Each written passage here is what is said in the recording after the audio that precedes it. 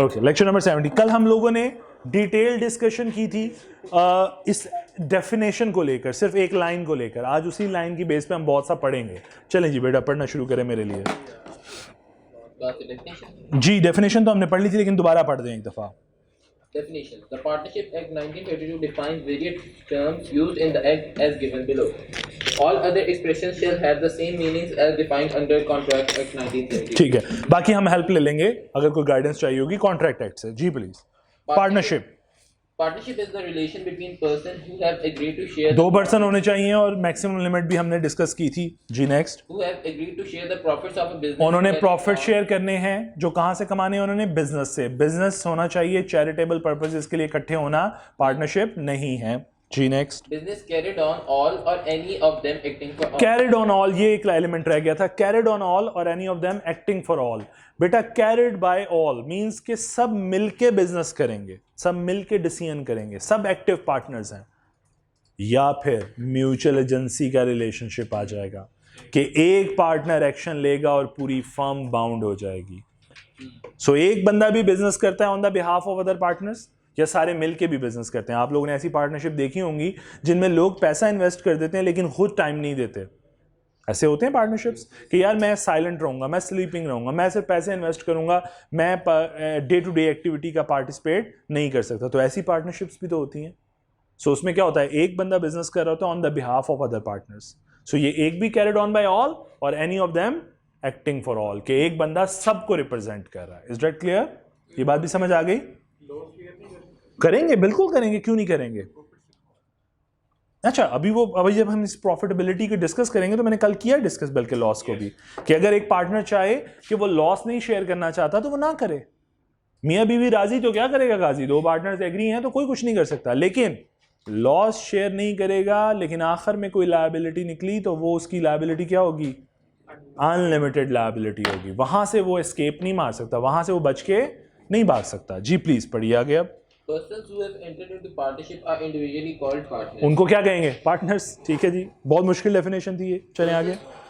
Persons who have entered into partnership are collectively called. और इन सबको इकट्ठे में क्या कहेंगे? फर्म। तभी हम कहते हैं ऑडिट फर्म। ठीक है, AF फर्ग्यूसन एंड कंपनी, उनको फर्म कहते हैं हम। क्यों कहते हैं? Collectively called firm. जी next. The name under which the business of partnership is carried on is called the firm name. उसका फर्म का नाम को फर्म का नाम, बात खत्म। चलें आगे। An act of a firm means any act or omission by all the partners. अच्छा, एक्ट ऑफ द फर्म यानी कब समझा जाएगा कि ये एक्शन फर्म ने लिया? जब सारे एक्शन लेंगे या कोई एक एक्शन ले ले और सबको फंसा दे। क्यों? म्यूचुअल एजेंसी रिलेशनशिप की वजह से। क्यों? क्योंकि एक पार्टनर एजेंट है बाकी तमाम पार्टनर्स के लिए। बात समझ आती है? चलें प्लीज पढ़िए। Means any act or omission by all the partners. कि कोई एक्शन परफॉर्म किया है या कोई ओमिशन किया है किसी तमाम पार्टनर्स ने। जी। Or by any partner or agent of the firm which gives rise to right enforced by. Enforceable bye और अगेंस्ट द फर्म, या किसी एक पार्टनर ने ऐसा एक्शन लिया जिसकी वजह से पूरी फर्म बाउंड हो गई है और कोई थर्ड पार्टी अब राइट रखती है कि अपने राइट्स को एक्सरसाइज करे अगेंस्ट दी फर्म। क्यों? क्योंकि एक पार्टनर की वजह से पूरी फर्म फंसेगी। लेकिन अब हम इसमें एक्सेप्शंस देखेंगे आगे जाके इंशाल्लाह। जब इसको डिटेल में डिस्कस करेंगे तो फिर हम देखेंगे कौन से पार्टनर का एक्शन फर्म को फंसा सकता है और कौन सा फर्म को नहीं फंसाएगा। जिस तरह अगर आपको याद है, हमने जब एजेंसी रिलेशनशिप पढ़ा था तो हम कहते थे कि एजेंट के एक्शन की वजह से प्रिंसिपल क्या हो जाता है? बाउंड। लेकिन फिर कुछ ऐसी एक्सेप्शन भी देखी थी जिसमें एजेंट की वजह से प्रिंसिपल बाउंड नहीं होता, बल्कि एजेंट और थर्ड पार्टी फंसती है, प्रिंसिपल बच जाता है। तो हम यहाँ पे ऐसी चीजें देखेंगे कि एक पार्टनर की वजह से फर्म नहीं फंसेगी, और कुछ ऐसे सिनेरियोज भी देखेंगे जिसमें एक पार्टनर की वजह से पूरी फर्म फंस जाएगी। क्यों? ऐसा क्यों होगा? क्योंकि हम कुछ किसी पार्टनर के एक्शन को कह रहे होंगे कि ये एक्शन ऑफ फर्म है, ये फर्म का एक्शन था, और किसी एक्शंस के अगेंस्ट हम कह देंगे नहीं नहीं नहीं, ये नॉट एक्शन ऑफ फर्म। भाई ये फर्म का एक्शन नहीं है, ये इसकी इंडिविजुअल कैपेसिटी में हरकत की है। तो फिर क्या होगा? जब हम कहेंगे कि ये फर्म का एक्शन है तो फर्म बाउंड होगी, पूरी फर्म लायबल होगी टूवर्ड्स थर्ड पार्टी। लेकिन अगर हम कहेंगे नहीं नहीं ये तो एक्शन ही नहीं है फर्म का, तो फिर फर्म बच जाएगी। जिस तरह फॉर एग्जांपल मैं कहूं, हम पार्टनर्स हैं सारे और हम बिजनेस करते हैं से राइस का ट्रेडिंग करते हैं, मैं कोई वीट का कॉन्ट्रैक्ट कर लूं तो आपको लगेगा कि मेरे एक्शन की वजह से फर्म बाउंड होनी चाहिए? नो। क्यों? क्योंकि मैंने ऑर्डिनरी कोर्स ऑफ बिजनेस से ही हट गया हूं। हमारा ऑर्डिनरी कोर्स ऑफ बिजनेस क्या था? Rice trading. मैं कर रहा हूं वीट की ट्रेडिंग। सो अब ये प्रॉब्लम, ये कॉन्सेप्ट्स हैं जिनमें मेरा पहला एक्शन, और अगर मैं राइस की कोई ट्रेड कर लूं, राइस की कोई ट्रांजैक्शन कर लूं, से मैं किसी थर्ड पार्टी के साथ कोई राइस की डील कर लूं, तो फिर तो फर्म फंसेगी। इसका मतलब आप मेरे इस एक्शन को कह रहे हो एक्शन ऑफ द फर्म, जबकि जब मैं वीट ट्रेड कर रहा हूं तो आप मुझे कह रहे हो कि ये सारी एक्शन ऑफ द फर्म नहीं है। मेरी बात समझ आई? इसका मतलब है आपने अपना पिलर, अपने इस का पिलर किधर रखा, बेस क्या बनाई है? Ordinary course of business. So ऐसे एलिमेंट्स आते चले जाएंगे जो जिन पे हम फिर अपनी पिलर्स बना लेंगे कि इस पिलर पे बेस पे अगर फैसला करेंगे तो इसे एक्शन ऑफ फर्म कहा जाएगा या नहीं कहा जाएगा। Is that clear? अभी मैं सिर्फ एक हिंट डिस्कस किया है ताकि आपको जरा एक क्लैरिटी हो कि क्यों एक एक्शन, पार्टनर का एक एक्शन फर्म का एक्शन समझा जाता है या नहीं समझा जाता।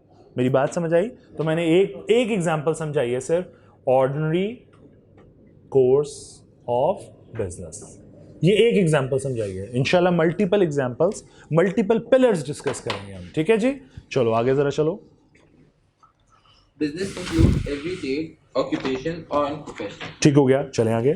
Third party used in relation to firm or to a partner therein means any person who is not a partner in the firm. जो फर्म का पार्टनर नहीं है उसे हम यूजुअली नाम देंगे थर्ड पार्टी का। ठीक है जी, जिसके साथ फर्म डील। एग्जांपल 1 प्लीज एक दफा पढ़िए सारे, बड़ी आसान सी एग्जांपल है, जरा पढ़िए। Silicon is credited. Light bulbs. चल पढ़ ले। सितारा रह गया। चलो सूरज चांद तुझे बड़े चांद सारे याद आ रहे। चलो लड़ो मत पढ़ो।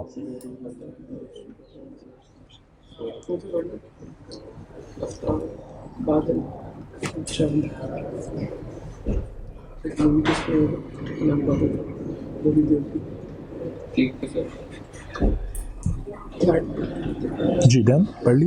बाकी पढ़ रहे हैं, पढ़ने दो बाकी होगा।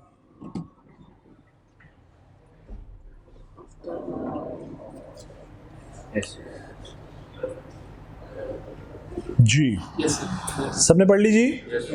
कोई ट्रांसलेशन इशू? नो। चलो आ जाओ। Application of contract act. जी अच्छा, अब अगर फॉर एग्जांपल वो ये कहना चाहता है कि अगर कॉन्ट्रैक्ट एक्ट की किसी प्रोविजन और पार्टनरशिप की किसी प्रोविजन में लड़ाई हो जाए, कॉन्फ्लिक्ट आ जाए, सपोज ऐसे है कोई नहीं, लेकिन अगर आ जाए कि कॉन्ट्रैक्ट एक्ट के कोई ऐसे केस आपके सामने आ गया है जिसमें आपको लगता है कि यहाँ पे एक कॉन्ट्राडिक्शन आ गई है कॉन्ट्रैक्ट एक्ट की और पार्टनरशिप की, तो हु विल प्रिवेल? पढ़ते हैं, पढ़ो। Contract will prevail. जी। Application of Contract Act. Those provisions of Contract Act 1872 shall continue to apply to firms that are not inconsistent with the provisions of Partnership Act 1932. कहता है those provisions of Contract Act shall continue to apply to the firms that are not inconsistent with the provision of, यानी कि कहता है कि contract act की वो provisions वैसे एज इट इज अप्लाई होगी जिनके साथ कोई प्रॉब्लम नहीं है पार्टनरशिप की। अभी ये बात समझाइए, आगे चल के समझाएगा हु विल प्रिवेल। अभी मैंने अभी बता दिया, लेकिन अभी आगे चल के समझाएगा। बात समझ आइए थोड़ी सी। या उसने कहा जिनकी लड़ाई नहीं है जिन प्रोविजंस की, वो तो वैसे ही अप्लाई कर दो ना, क्योंकि है तो ये भी कॉन्ट्रैक्ट, है तो ये भी एग्रीमेंट। बात समझ आइए। अभी आगे चल के देखते हैं हु विल प्रिवेल, आज के लेक्चर में आ जाएगा इंशाल्लाह। आगे चलिए। Test of partnership. जी, test of partnership. Mode of determining existence of partnership. In determining whether a group of persons is or is not a firm, or whether a person is or is not a partner in a firm, regard shall be given to the real relationship between the parties as shown by all the relevant facts taken together. अच्छा, इन तमाम factors को isolation में नहीं पढ़ना, एक एक करके नहीं देखना कि अच्छा एक टेस्ट अप्लाई हो गया, बल्कि कलेक्टिवली देखना। मेरी बात समझ आई? इन तमाम फैक्टर्स को कलेक्टिवली देखना। हो सकता है एक फैक्टर पूरा हो, दूसरा फैक्टर पूरा ना हो रहा हो। आप जिन्हें पार्टनर्स कह रहे हो सकता है वो बिजनेस ही ना हो सकता है वो प्रॉफिट ही शेयर ना करते हो। मेरी बात समझ आई है? जिस तरह फॉर एग्जांपल मैं कहूं हम दो दोस्त मिलके एक रेंट एक प्रॉपर्टी को एक्वायर करते हैं और उसे रेंट पे दे देते हैं और दोनों रेंट शेयर करना शुरू कर देते हैं, 50-50 करना शुरू कर देते हैं, तो क्या ये पार्टनरशिप बिजनेस है? नो, ये को ओनरशिप है। हम दो को ओनर हैं, जॉइंट ओनर हैं किसी प्रॉपर्टी के। मेरी बात समझ पा रहे हो? Yes, sir. चलो आओ जरा आगे For पढ़िए। example, association of two or more persons, जी बिल्कुल ठीक है, agreement, एग्रीमेंट होना चाहिए, carrying on business, business carry करना चाहिए, sharing of profits, ठीक है। mutual agency. ये हमने पांचों बातें डिस्कस कर ली हुई हैं, बस आज पढ़ रहे हैं हम इनको। कल नहीं आया ना तू? लेक्चर तो ऑनलाइन ले लिया करो, यूट्यूब पे अवेलेबल। हाँ वही कह रहा हूँ, यूट्यूब पे ले लिया करो लेक्चर, कम से कम ना हो तो। जी प्लीज आगे पढ़िए जी। Association of, Association of two or more persons. जी The partnership is an association between two or more persons, and all persons must be competent to contract. जी कंपिटेंट टू कॉन्ट्रैक्ट होने चाहिए। ये बात उसने कहाँ से पढ़ी? कॉन्ट्रैक्ट एक्ट से। हमने पढ़ा हुआ है कि एक दो पर्सन कंपिटेंट होने चाहिए अगर वो कॉन्ट्रैक्ट कर रहे हो। जी Thus, there can be no partnership consisting of single individual. ठीक है, आसान सी बात है, आगे If the चलिए। number gets reduced to one for any reason, it ceases to be a partnership. Partnership खत्म हो जाएगी अगर एक पार्टनर, दो पार्टनर थे, एक मर मुर गया तो पार्टनरशिप खत्म। जी next. The Partnership Act, the Partnership Act, no. यही है जी, यही है जी। The Partnership Act does not say anything about the maximum number of partners. However, in company law, the following minimum members are maximum members बेटे maximum numbers are fix. तो मैंने कल भी बताया था कि पार्टनरशिप को कोई तकलीफ नहीं है, कंपनी लॉ को तकलीफ है, और उसने नंबर ऑफ मेंबर के ऊपर लिमिट लगाई हुई है। क्या लिमिट थी? बैंकिंग के केस में 10, नॉन बैंकिंग के केस में 20, और फिर प्रोफेशनल के केस में अनलिमिटेड। चलें जरा प्लीज, आ सकते हैं आप बेटा, लिखे हुआ ये नीचे वही लिखे हुए हैं, पढ़ें। In case of partnership firm carrying on banking business, maximum number is 10. 10, In case of partnership firm carrying on any other business, maximum number is 20. ठीक है, In case of partnership firm of professional persons, maximum number may exceed 20. Make seat 20। और अगर किसी ने इसकी violation की तो वो एसोसिएशन क्या कहलाएगी? Illegal association. ठीक है जी, अगली लाइन पढ़िए बेटे। If the number of partners exceeds the maximum number allowed, then such partnership firm becomes an illegal association. Clear बात जी, इलीगल एसोसिएशन कहलाएगी। चलें जी प्लीज एग्जांपल 2 और 3 पढ़िए बेटे, पढ़ ले एग्जांपल 2 और 3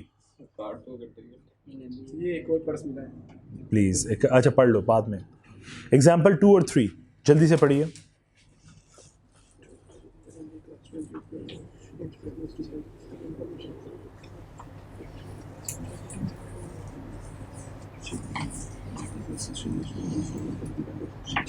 जी डन जी, पढ़ लें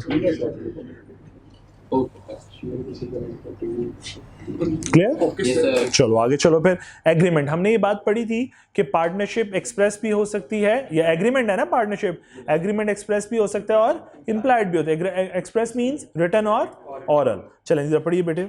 Agreement. A partnership is a contractual agreement between the partners. तो इनफैक्ट ये कॉन्ट्रैक्ट ही है, This agreement may be expressed, whether written or oral, or implied. और बाय कंडक्ट। जी The written agreement is known as partnership deed. अगर written form में हम जब terms decide करते थे, टर्म्स लिखते थे, तो मैंने कल क्या नाम दिया था? डीड का, पार्टनरशिप डीड का।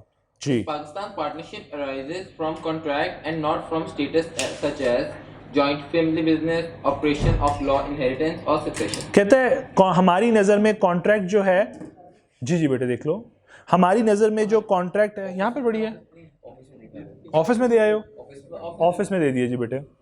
अच्छा, कहते हैं हमारी नज़र में पार्टनरशिप जो है वो हमेशा कॉन्ट्रैक्ट के होने के वजूद में आएगी, वो बेशक रिटर्न हो कॉन्ट्रैक्ट, ओरल हो या इम्प्लाइड हो। हमारे केस में जॉइंट फैमिली बिजनेस को ज्वाइन कर लेना पार्टनरशिप नहीं जाता, इनहेरिटेंस में कुछ मिल जाना पार्टनरशिप नहीं है, सक्सेशन में कुछ विरासत में कुछ मिल जाना पार्टनरशिप नहीं है, कि आपको उस बिजनेस का पार्टनर बनाया जाए through a contract. Is that clear? आपके साथ एग्रीमेंट किया जाए। Is that clear? मेरी बात समझ आई? जिस तरह ये जो चार्टर्ड अकाउंटेंट फर्म्स हैं, आपको पता है कि अगर कोई पर्सन ज्वाइन करना चाहे, मैं जाके ज्वाइन कर लूँ एज अ पार्टनर, वो पार्टनर नहीं कहलाएगा जब तक मैं बाय लॉज के मुताबिक, आप आई कैप के जो बाय लॉज हैं उसके मुताबिक दोबारा से पार्टनरशिप एग्रीमेंट डीड उनके साथ साइन नहीं करता, मुझे वो एज अ पार्टनर एडमिट नहीं करते, मैं पार्टनर नहीं हूँ, बेशक उस तरह मैं पार्टनर खेलता रहूँ। मेरी बात समझ आई? कुछ फर्म्स हैं ऐसी जहाँ पे पार्टनर खेल होते हैं, आप पार्टनर हैं, वो भी पार्टनर बना फिर रहा होता है, लेकिन इनफैक्ट जब तक डीड के अंदर, पार्टनरशिप डीड के अंदर आप एडमिट नहीं हुए एज अ पार्टनर, तब तक आप पार्टनर नहीं है। आप कॉन्ट्रैक्ट के सिलसिले में पार्टनरशिप वजूद में आती है, वो बेशक ओरल हो, रिटन हो या इम्प्लाइड हो। चलें please. A partnership deed usually sets out the following: जी, पार्टनरशिप डीड में क्या क्या लिखा जाता है? firm name, नेम क्या है? place or principal place of business of the principal firm, place क्या है? हमारा मेन ऑफिस कहाँ है जहाँ से हम बिजनेस करते हैं? हेड ऑफिस क्या लेना चाहिए? हेड ऑफिस क्या लेना चाहिए? जी, names of any other places where the firm carries on business, तमाम जहाँ से हम ऑपरेट कर रहे हैं। the date when each member joined the firm, हाँ, हर पार्टनर की डेट ऑफ ज्वाइनिंग। ये क्यों इंपॉर्टेंट है? क्योंकि जिस डेट से वो ज्वाइन करता है उसकी लायबिलिटी उस डेट से स्टार्ट होती है, उससे पहले वो पार्टनर नहीं था। हो सकता है पार्टनरशिप 1980 से चल रही हो, लेकिन अगर मैंने आज ज्वाइन किया है तो मेरी लायबिलिटी कहाँ से स्टार्ट होती है? आज से स्टार्ट होती है। मैं उन एक्शंस के लिए, मैं उन फर्म्स के एक्शन के लिए ज़िम्मेदार होऊंगा जो मेरी ज्वाइनिंग के बाद के होंगे, लेकिन अगर कोई ज्वाइनिंग से पहले का है तो मैं उसके लिए ज़िम्मेदार नहीं होऊंगा। चलो, बेशक पार्टनरशिप अगर डिसोल्यूशन की साइड पे चले जाए और अनलिमिटेड की साइड पे चले जाए, यस, तब मेरी लायबिलिटी रेज हो जाएगी। लेकिन अगर मैं ट्रांजैक्शन वाइज बात करूं तो शायद मैं पुराने एक्शंस के लिए लायबल नहीं होऊंगा, यानी वो उस ट्रांजैक्शन के लॉसेस के लिए मैं जिम्मेदार नहीं होऊंगा, वो मेरे साथ शेयर नहीं होंगे। ठीक है, लेकिन हम बात करेंगे अगर अल्टीमेट लायबिलिटी की, कि पार्टनरशिप ही डिसॉल्व हो जाए, तो फिर तो मेरी लायबिलिटी क्या है? अनलिमिटेड है। Is that clear? मेरी बात समझ आई है? चलो, number of partners, कितने पार्टनर्स हैं हमारे? names in full and permanent addresses of partners, ठीक है। duration of partnership, पार्टनरशिप कितनी देर की है purpose of the और partnership, पर्पस क्या है पार्टनरशिप का? rights and duties of the partners, ठीक है, amount of capital that each partner should put into the business, ठीक है। and keep in business until the partner retires or the partnership is और dissolved. यानी partnership में तब तक रखेगा जब तक या तो पार्टनरशिप डिसॉल्व नहीं होती या वो वहाँ से पार्टनरशिप छोड़ के जाना चाहे तो जाते हुए ले जाएगा। जी, इंपॉर्टेंट रूल। जी, सर उसका पेज दीजिए, पार्टनरशिप डेट्स ये फिर भी बढ़िया। हाँ जी सर। जी बेटा पढ़े। In Pakistan, if the partner agreement does not specify what the rights or duties of the partners should be in particular circumstances, the rules set out in the Partnership Act 1932 are assumed to apply. These are the default rules in the absence of anything else. ये याद है मैंने कल आपको एक annexure की बात बताई थी। मैंने कहा अगर आप डीड में अपनी टर्म्स खुद नहीं लिखेंगे तो लिखी लिखाई टर्म्स पड़ी हुई हैं पार्टनरशिप एक्ट 1932 के एनेक्सर में, तो वो अप्लाई हो जाएंगी। उन्हें कहते हैं डिफ़ॉल्ट रूल्स। ठीक है जी, वो जनरल प्रोविजंस है पर। This means that if a partnership exists but does not have a written agreement, it will be assumed unless there is evidence to suggest otherwise कि that कुछ और क्लियर हमें evidence मिल जाए, अदरवाइज हम क्या समझेंगे? that the rules of the partnership agreement are those in the Partnership Act. ठीक हो गया। तो क्या कौन से रूल लगेंगे? फिर डिफ़ॉल्ट रूल लगेंगे। अगर तुमने कुछ लिखे नहीं है, तुमने कुछ तय नहीं किया, ना रिटन, ना ओरल, ना इम्प्लाइडली, तो फिर जो रूल वहाँ पे लिखे हुए हैं उस एनेक्सर में वही अप्लाई हो जाएंगे। Is that clear? जी सर। चलो प्लीज एग्जाम्पल 4 और 5 पढ़ो जरा।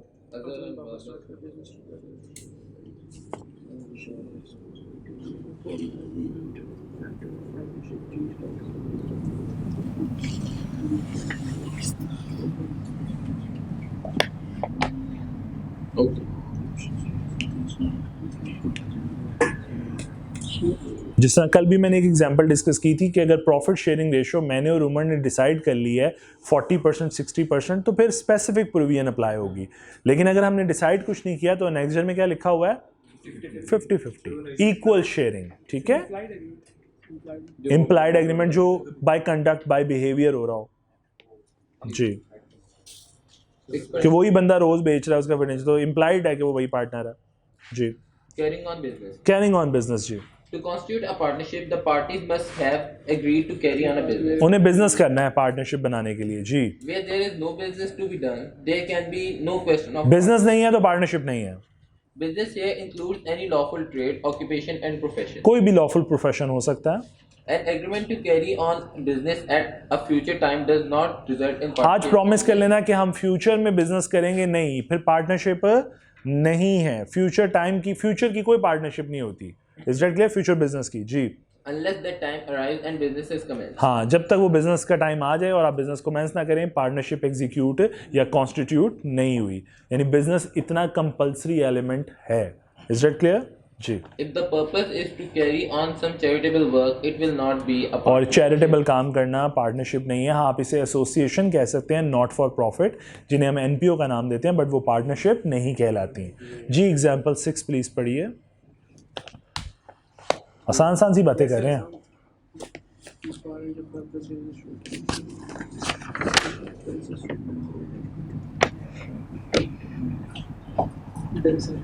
डन, आगे आ जाए फिर जी। Basically, गफ्फार जब्बार का काम अगर ये होता कि ये एज बिजनेस रेनोवेट कर रहे होते उस दुकान को, ठीक है। फिर तो ये पार्टनरशिप मानी जा सकती थी ना। जब purchase a shop include additional expenses and renovate is building 50-50 कर लेंगे। जी बताइए, अब क्या करें आप? मैं कह रहा हूँ अगर ये प्रोफेशनल्स होते, रेनोवेटर्स होते और फिर ये काम करते हाँ बिल्कुल, यस, फिर वो पार्टनरशिप। हाँ, फिर आगे केस करेंगे तो लोग ऐसे काम करते हैं, रेनोवेशन सर्विसेज देते हैं, तो फर्म हो गई फिर तो। और अगर उनका मकसद, अच्छा, एक एलिमेंट देख के डिसाइड नहीं होना, बिजनेस देख के डिसाइड नहीं होना, ये भी देखो कि आप बिजनेस में दोनों प्रॉफिट शेयर कर रहे हैं, दोनों एक दूसरे को रिप्रेजेंट करते हैं क्या? क्योंकि हो सकता है दोनों काम तो इकट्ठे करते हैं, लेकिन एक पार्टनर है और एक एक्चुअली उसका मुलाजिम है, काम दोनों इकट्ठे करते हैं, तो इसका मतलब मुलाजिम पार्टनर तो ना हो गया, या वो जो उसका एम्प्लॉई है वो मुलाजिम तो, वो पार्टनर तो ना हो गया। बात समझ आ रही है? तो बहुत एक एलिमेंट को देख के फैसला नहीं करना, सारे एलिमेंट्स देखने हैं कलेक्टिवली। जी प्लीज। Sharing of profit. जी। The next essential element of partnership is that there must be an objective to make profit. मकसद क्या होना चाहिए? प्रॉफिट ओरिएंटेड और बिजनेस। जी, हमने प्रॉफिट कमाना है। The partners may agree to share profits in any manner they like. The sharing of profits is a Prima facie means from the face, based on first impression.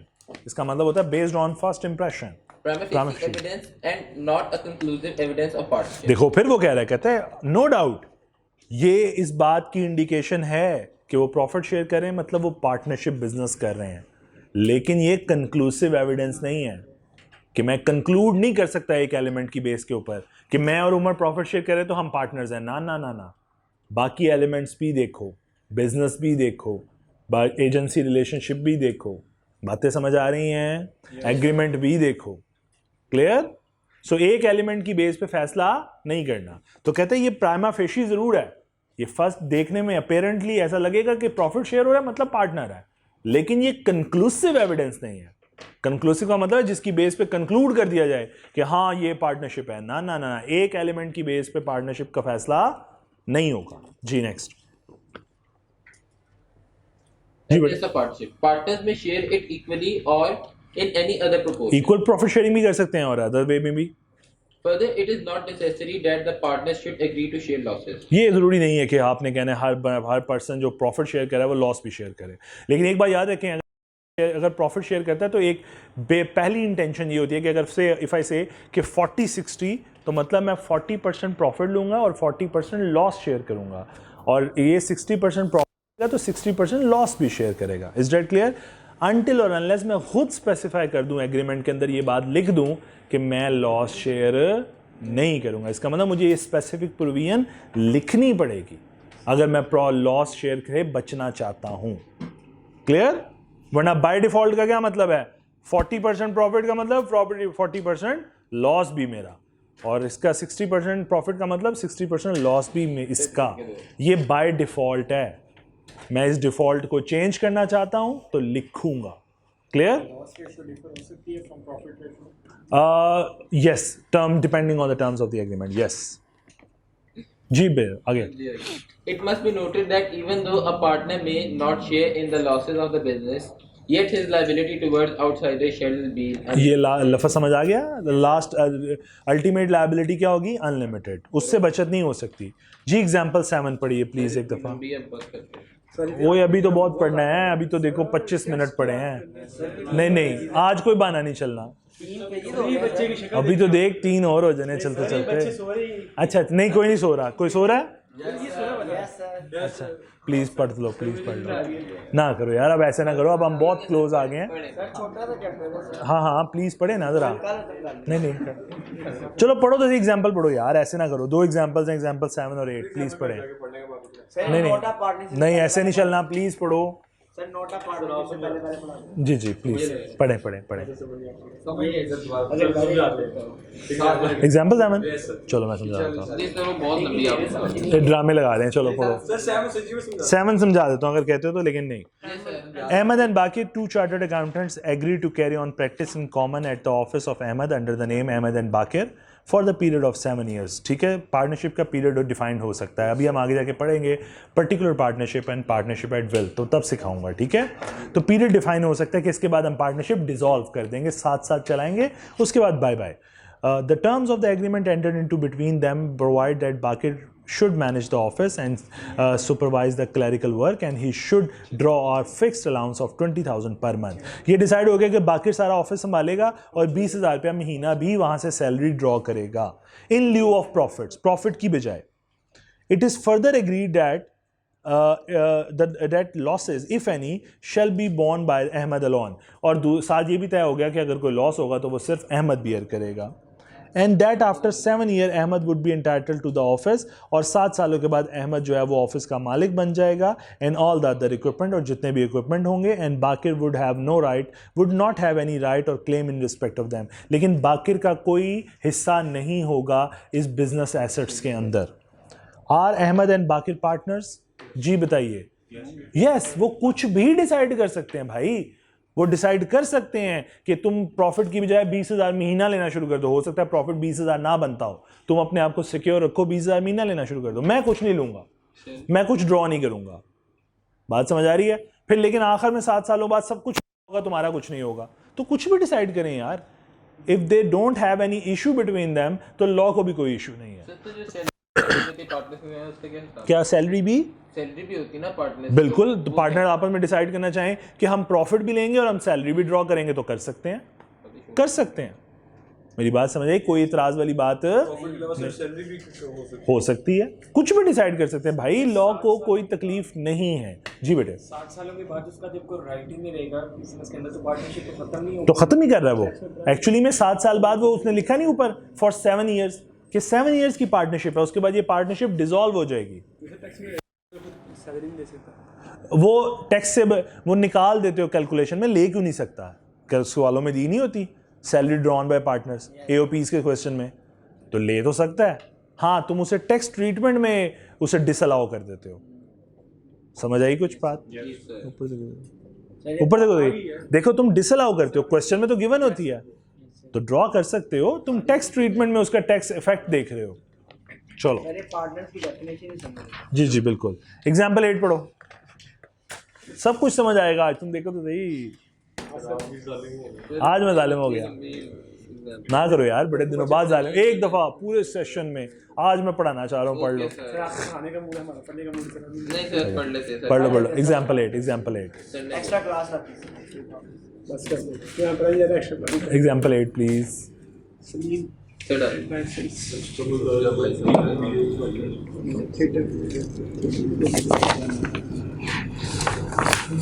अस्सलाम वालेकुम। समझ आई? आ गई है? किसको नहीं? मैं समझा देता हूँ। Salim the licence proprietor of a theatre let the use of it to Jamil for dramatic entertainment. Salim managed the theatre and bear all its expenses. He also incurs certain expenses for advertisement and the band. He also collect door money, of which he retain half and hand over the other half to the Jamil. This is not partnership. Salim and Jamil are sharing revenues and not profit. देखो, मैंने अभी जिस तरह इस example से relate करती एक example समझाई कि तुम और मैं एक प्रॉपर्टी एक्वायर कर लें, ओनर बन लें, जॉइंट ओनरशिप ले लें, और उसमें हो ये कि जितने पैसे आएंगे रेंट के वो हम दोनों डिवाइड कर लिया करेंगे। तो we are not doing any business, हम सिर्फ रेवेन्यू शेयर कर रहे हैं। हम एक प्रॉपर्टी ऑन करते हैं और रेवेन्यू शेयर कर लेते हैं। जी हाँ, लेकिन उसने उसको इस तरह एक्सप्रेस करने की, अच्छा ये एग्जांपल है, इसमें थोड़ी माफ़ी रखिएगा, क्वेश्चन रखिएगा।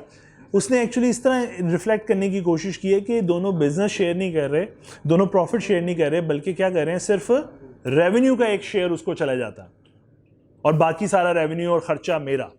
मतलब मैं ऐसे कहना चाह रहा हूँ कि एक पार्टनर ये एक मैं हूँ, सारा खर्चा मेरा, सारी सरदर्द मेरी, सब कुछ मेरा, तुम्हें सिर्फ रेवेन्यू का इतने % दे दिया करूँगा। तो शायद मैं इसके रेंट के एवज इसको पैसे दे रहा हूँ कि तुम उसे रेंट ना ले, प्रॉफिट का 20% तेरा या प्रॉफिट का हाफ तेरा, और सॉरी रेवेन्यू का हाफ तेरा। बाद में मुझे प्रॉफिट हो लॉस हो वो मेरी बात समझ पा रहे हो? देखो यहाँ पे अगर गौर करो, he also collect door money, यानी जो भी टिकट की मनी है, of which he retain half and hand over other half to the Jamil. यानी जमील को सीधे आधे टिकट के पैसे चले जाते हैं, जमील थिएटर के पैसे नहीं ले रहा, लेकिन रेवेन्यू का आधा शेयर ले रहा है सीधा सीधा। इसका मतलब वो प्रॉफिट शेयर नहीं कर रहा। प्रॉफिट तो तब होता जब रेवेन्यू में से खर्चे माइनस होते और फिर प्रॉफिट निकलता, तो वो आपस में दोनों शेयर करते। ये क्या कर रहा है कि ठीक है भाई आधी टिकट में मेरे पैसे मेरे। मेरी बात समझ आ रही है या नहीं है? देखो थोड़ा सा समझो केस को। हाँ बिल्कुल, हाँ इधर अब ये चूंकि एग्जाम्पल है, उस एंगल से लेके जाओगे तो बिल्कुल आप उसे पार्टनरशिप बनाने की तरफ चले जाओगे। बिल्कुल, मैं वही क्या प्रॉफिट बनेगा ना, प्रॉफिट बने तो आगे डिस्ट्रीब्यूट हो ना। आप जो बात मैं जो बात कर रहा हूँ अभी, जो बात हो रही है रेवेन्यू की बात हो रही है, वो जो बेटा बात कर रहा है वो डिफरेंट एंगल से बात कर रहा है, वो इसमें फैक्ट्स ऐड करने की बात कर रहा है। एम आई राइट? तो वो मैं कह रहा हूँ कि अभी एग्जाम्पल है, उसने एक एंगल पे फोकस करके ना सिर्फ प्रॉफिट पे तो बात करने की कोशिश की है, तो इसको माजरत के साथ एक्सेप्ट कर लो। चलो आगे। म्यूचुअल एजेंसी जी बेटे। Mutual agency. There must exist a mutual agency relationship among partners. Ji mutual agency relationship exist करता है जी। Mutual agency relationship means that each partner is both an agent and a principal. कि एक ही time पे एक partner agent भी है और principal भी है। Each partner is an agent in the sense that he has the capacity to bind other partners to his extent. जी, जो भी एक्शन करेगा वो पूरी फर्म को फंसा सकता है अपने एक्शन की वजह से। Each partner is principal in the sense that he is bound by the acts of other तो partners. पार्टनर फिर प्रिंसिपल भी है, क्योंकि वो किसी के एक्शन की वजह से फंस भी सकता है। जहाँ फंसा सकता है वहाँ फंसेगा भी। सपोज हम सारे पार्टनर हैं, मैं एक्शन लेता हूँ तो आप सारे बाउंड हो जाएंगे, मतलब अब मैं एजेंट हूँ और आप पार्टनर्स, आप प्रिंसिपल सॉरी। और अगर फॉर एग्जांपल ये पर्सन एक्शन ले रहा है तो अब मैं आप लोगों के साथ मिलकर प्रिंसिपल हूँ और ये एजेंट। तो एक ही टाइम पे एक पर्सन जो है, एक पार्टनर जो है वो एजेंट भी हो सकता है और प्रिंसिपल भी हो सकता है जी। Following two important features of partnership need to be understood. जी A partnership does not have a legal personality. जी, पार्टनरशिप को legal personality, separate legal identity हासिल नहीं है। Unlike a company, it is not a legal person. ठीक है। A third party entering into business transaction with a partnership does not have a contractual agreement with the partnership. ठीक हो गया। The contractual agreement is between the third party and all partners as individuals. तो याद है मैंने आपको कहा था कि अब जो केस होगा, अब जो थर्ड पार्टी इन्वॉल्व होगी वो सिर्फ, जैसा फॉर एग्जाम्पल आप नेस्ले से कोई चीज़ बाय करते हो तो नेस्ले के साथ आप कॉन्ट्रैक्ट करो, सलमान एंड नेस्ले, ठीक है। नेस्ले का कोई पर्सन नहीं आता, लेकिन जब मैं किसी फर्म के साथ एग्रीमेंट करता हूँ तो सलमान वर्सेस ऑल पार्टनर्स, ठीक है, क्लियर जी। Partners in a partnership do not have limited liability जी, कौन सी लाइबिलिटी होती है इनकी? Unlimited. and are personally liable for any liabilities of partnership business that the partnership cannot pay. जो पार्टनरशिप पे नहीं कर पाएगा कौन पे करेगा? पार्टनर्स अपनी पर्सनल पॉकेट से। ये बात हमारी तय आ गई थी। चल एग्जांपल 9 जरा पढ़ें। ये बात पहले एजेंसी रिलेशनशिप में, प्लीज एग्जांपल 9 पढ़िए।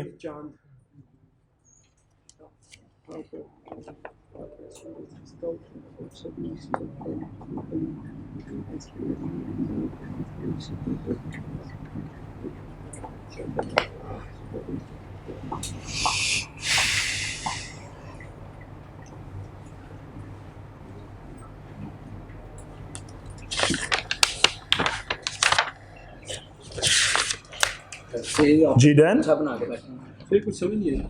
आपस में अच्छा बना हुआ है सर। क्या बना हुआ है? सर वो अली इन दोनों का एजेंट है और तीनों एज पार्टनर्स काम कर रहे हैं, वो दाऊद को सू कर सकते हैं आपस में भी। सर इधर एक्सप्लेन करिए। जो मैं एक्सप्लेन कर, क्लियर नहीं हुई?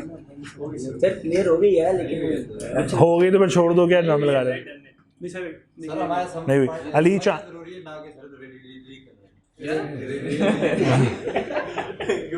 Ali Bilal and Chand are partners in a business. 3 partner है, एबीसी 3 पार्टनर है। Dawood and outsider deal with the firm through Ali. Ali के साथ वो कॉन्ट्रैक्ट कर रहा है।